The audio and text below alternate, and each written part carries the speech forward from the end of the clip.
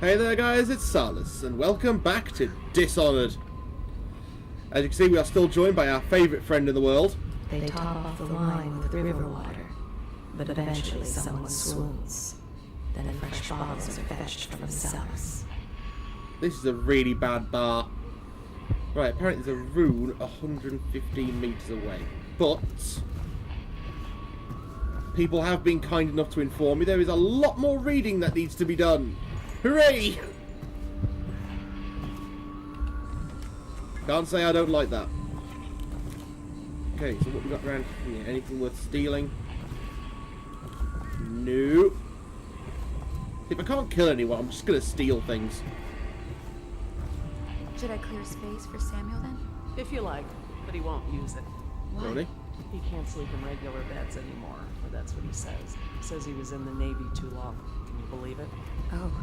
That pile of wood out there? It's a hovel he built from an old rowboat. Where does Admiral Havelock find these people, I wonder? Prison. Okay, so... Oh, Cecilia, let's talk to you. Good day, Master Corvo. Hello, slave girl. Where are you going? Oh, you're just going downstairs. Okay, well, what's in here? Oh, hello. Hello, Wallace. Are you a nobleman, Corvo? No one seems to know much about you. By your bearing, I'd say so. Lord Pendleton's great-grandfather took a Sokonan chambermaid to wife. On second thought, the story doesn't bear repeating. Even the finest blood can go bad here and there. Thank you, creepy guy. What's over here?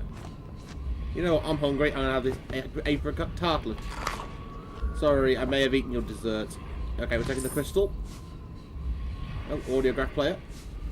Lord Pendleton Memoirs, Chapter 27. In my 13th year, the despised stepmother at last departed, and Pendleton Hall was again quiet, although Father had by then sunk into deep depression. It was at this sensitive time that Waverly Boyle first entered my life. She who will be the source of many tender recollections to come. Alright, tender recollections. I can open your trunk. Oh, sorry, I'm taking your money. You're gonna be a dick, I'm gonna be a dick to you. Bye-bye. That is some really fast sweeping right there.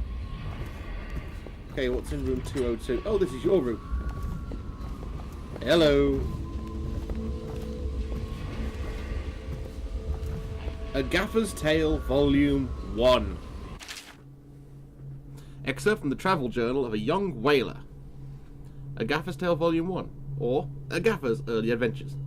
My sister Nina and I left Tivia together, saying goodbye to our aunt, the woman who had raised us since childhood, leaving behind our home city of Yarrow and the cold, but beautiful white landscapes we had always known. We boarded a ship for Dunwall. Our parents had left us with a sizable inheritance, and we spent half of this getting to the capital city and establishing a small import shop dedicated to Tivian furs.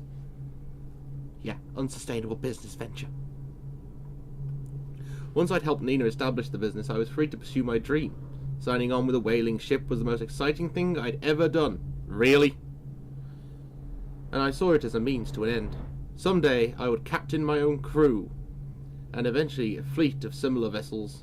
With tears in her eyes, Nina kissed me farewell, and I did not see her again for many months, for I had become a pirate. As an apprentice to the gaffer, I got to see tracking and killing of great beasts up close. Nothing had ever fired my spirit so, and the wind and pounding waves racing after a wounded whale being pulled off a skein of cables embedded into its thick flesh. Yahar! I changed more in those first 7 months than I had in my previous 7 years. I even changed my voice to sound more like a pirate. Whaling was beginning to put its mark on me, so that Nina would barely recognize me when I returned, toned, sinewy with muscle.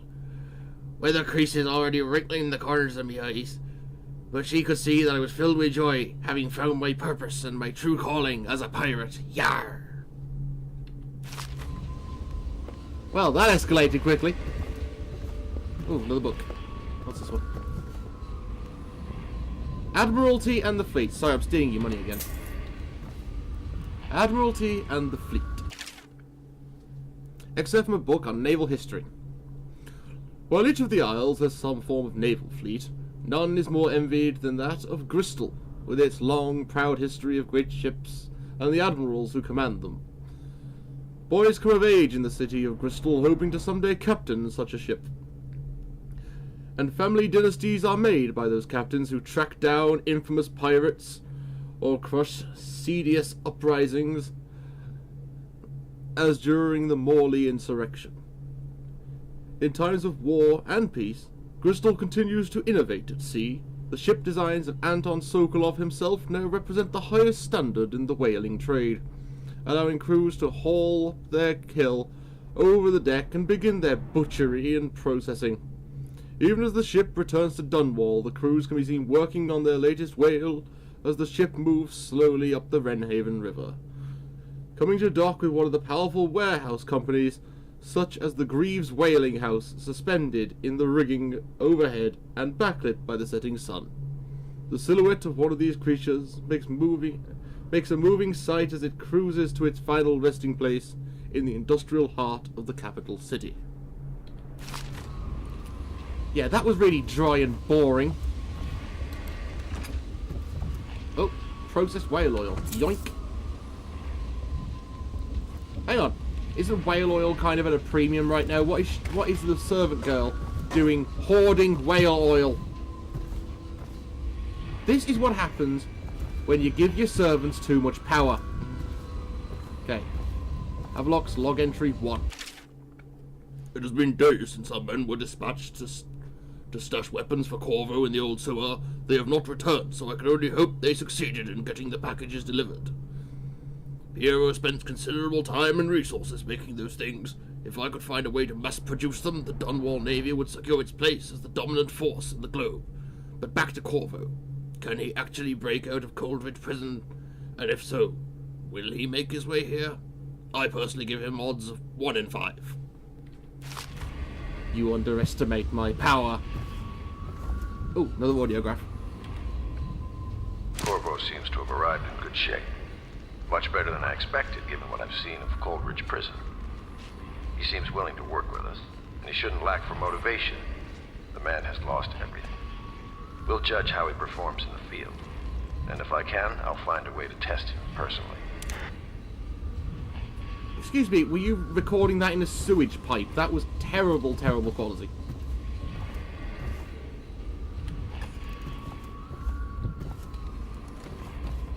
Okay, what's in here? Wow, nice bunk beds. Although it's missing the ladder. Yoink! I am such a dick. Yoink!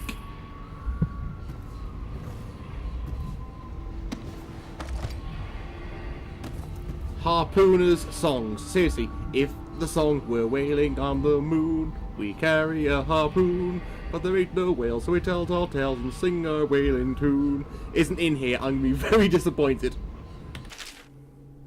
Except from a book of sea shanties sung by sailors.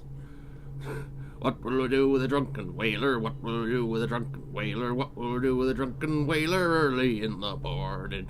Feed him to the hungry rats for dinner, feed him to the hungry rats for dinner, feed him to the hungry rats for dinner early in the morning.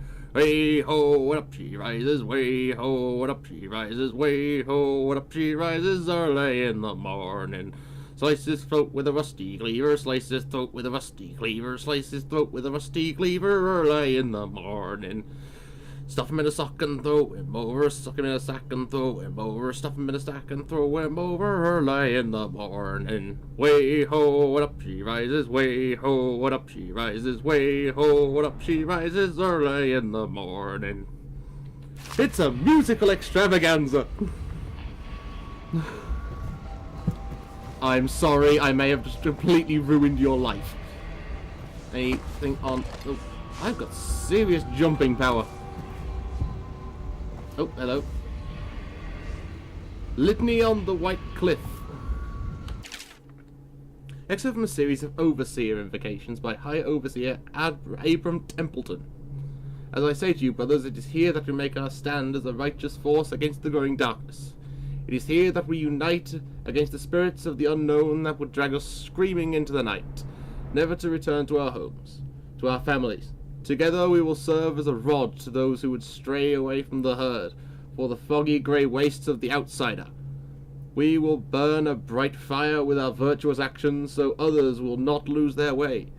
And to those who choose to wander beyond the walls of our homes, in far places, we will strike at them swiftly before they whisper to their neighbours, filling their hearts with strangeness and doubt.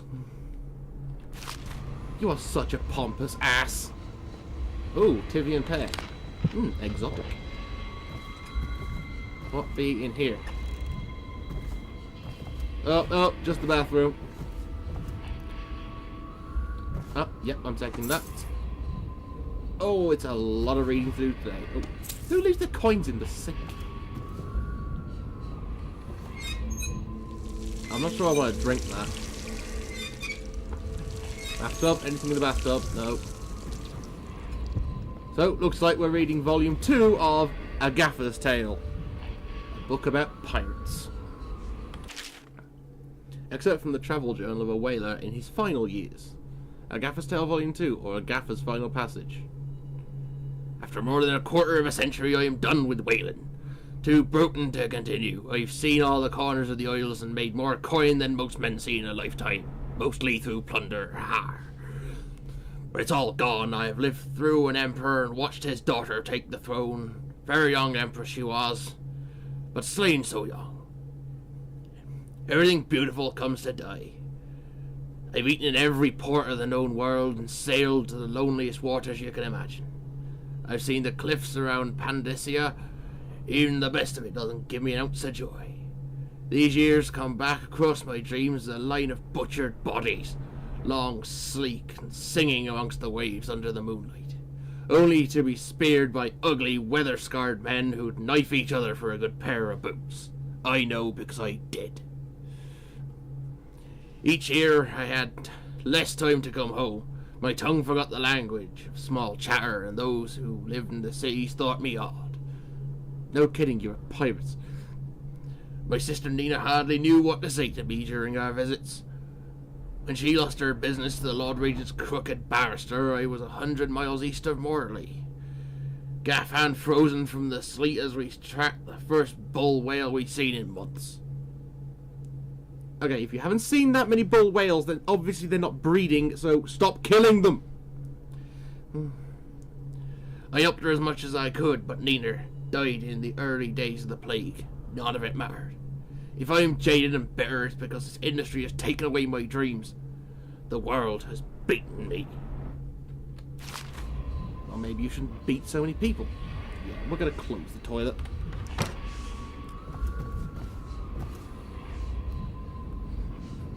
The Shadow on Bitterleaf. Except from a longer work of fiction. Good job it isn't the full thing, otherwise we'd be here all day. Finding my way by the feeble light of the dying fire, I saw her working. A large needle moved in her hand, following precise esoteric patterns, knots and loops of seamstress craft from ancient days. Beneath her needle, his body clenched and shuddered, shaking the wooden table. A morbid fascination pushed me closer, until she turned her blank face towards me. Resting the needle in his flesh, with a refined tone she addressed me. So you are the lover, I presume. You too have been unfaithful, and now it is your turn to be mended. Don't want to know! The Young Prince of Tivia. Excerpt from the theatre by... Oh great, this is... Lord Nathan Boyle shaking with outrage. How dare you, sir, clothed so in my very home. I should hand you over to the watch. Depraved Tivian. Prince Calazir, moving closer. That's a harsh welcome for royalty, my lord. Your daughter treated me with much more hospitality. Again, she has gone out for the evening, leaving me all alone. Lord Nathan Boyle, stammering, studying the younger man before him. What are you doing? Leave this house. Go back to your frozen wasteland, you pale rascal. Hey, he's just an albino. No need for anger between us, Lord Boyle. Is it so wrong for me to be here? As I have proven, I've developed an affinity for you and your family. Oh my callous eye, your skin is so warm it burns. Oh my.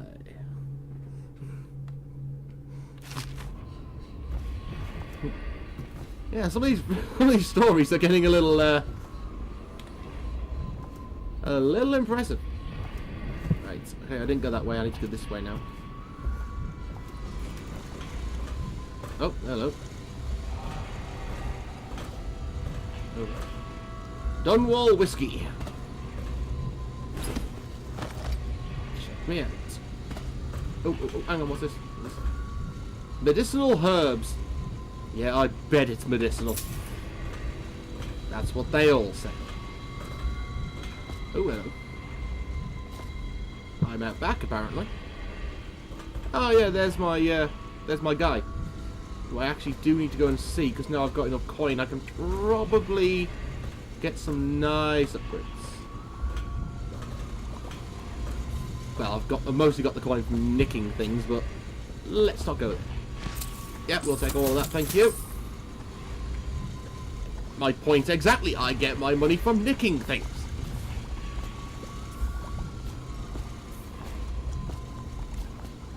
In the game, not in real life. Before you start. Okay. So apparently there's nothing else here, and that will probably take you back into the pub, because the arrow's pointing that way. So, instead, we're going to go down where I saw the maid going. Yeah, because that's the kind of Lord Protector I am. I follow the servants and my heart. Their fate rests on your effort, on the strength of your hands and of your heart. I think you'll find my cardiovascular pump is doing very, very well. Oh no, this takes me back down where the maid... Oh, hello. Is there a cellar here?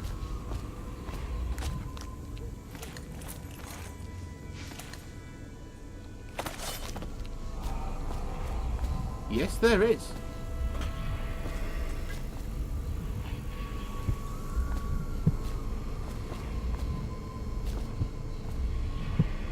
Okay, that's 100 meters away. Hello, whale oil. More money, please. Can I take the wrench? No, cannot take the wrench. You'd think being able to take something useful would be worth more than just processed whale oil. Anything else around here I can steal?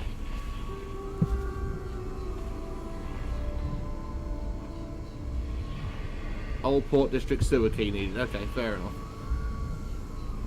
Looks like we are going to see the Admiral. Might get a decent deal on my car insurance.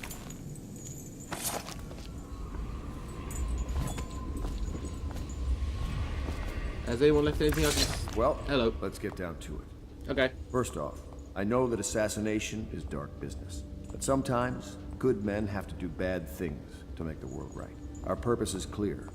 We want to restore Her Majesty's line by finding and putting Emily Kaldwin on the throne. To those ends, we'll hide, act in shadow, take them apart, piece by piece. Have you seen my new powers? They're great. High Overseer Campbell dies by your hand. It won't be easy. He's protected by his overseers, an army of religious zealots. But if anyone can do it, you can. Your exploits are legendary. Thank you. Campbell carries a private journal. Once you've eliminated him, get the journal, because we think it contains Emily's location. Recovering her is obviously critical, assuming she's alive. That's the gist of it. Remember our cause and strike true. We're counting on you. Another thing. Campbell is holding a former overseer by the name of Martin. He's one of us, and if you manage to find him, give him whatever help you can. He's a master strategist, and he got caught working for our cause. It'd be good to have him back here at the How Pits. Oh yeah. One task wasn't enough. Said you had to give me a second task, didn't you? Right, is there anything under these tables? Because you know I'm working this on my own time here, mate. I am not. Well, I'm not really one of you, let's put it that way. If I can't kill anyone, I'm gonna steal things. Aha, here's the maid. Oh, it's Lydia. Are you sworn to carry my burdens? I had a sailor for a boyfriend once. He thought he'd strike gold digging in the Pandician cliffs. They found his ship drifting empty. Well, she's definitely like Lydia from Skyrim. Cold bitch. The exquisite tall boy. Except from a letter of public concern by anonymous authors. What you read here is the truth, regardless of what you will hear from the authorities who rule over us. It's not a matter of coincidence that the former royal spy master is the one who stepped in when the late empress fell. We who remain nameless believe that these events are interconnected. You think? I was there. The signs of oppression are all around us. The Sokolov designs, originally intended to provide light and warmth in our homes, have been turned against us as a means of inspiring fear and controlling our movements through the city. And where did this plague originate? Some say it was imported. A wild theory? Perhaps. But it had to have come from somewhere, and if it's not native to this island, then it's obviously imported, but accidentally or on purpose. One of our members risked her life to obtain an internal report from the government, which we will be printing and sharing soon, called The Exquisite Tall Boy, extolling the virtues of this newest member of the City Watch. To those in the streets below, these virtues are horrors, spread by stilted thugs who rain down fire on the sick and the poor. To these eyes, the tall boy is another government bully, armed with incendiary devices, thickly armoured and standing high overhead, looking down at the common people of the city. Oh, so that must have been that thing I'd seen when I was going through that voyage through Trip Out City. We now know that the tall boys are heavily drugged, imbibing a substance that renders them resistant to pain, but also dulls whatever empathy they might normally possess. Exquisite? We think not. Copy these words and share them with your neighbours. And remember, when the tides are lowest, the truth will be revealed. Ah, so now I know what that thing was I saw in my voyage through Trip Out City. And once again, I'm sorry this episode's been really text heavy, but I record these the way I play my games, and I do a lot of reading, even though I'm not very good at it. So, you know what they say? Pour yourself a beer, it's going to be a long one. Until next week, I've been Salis, and I will see you next time.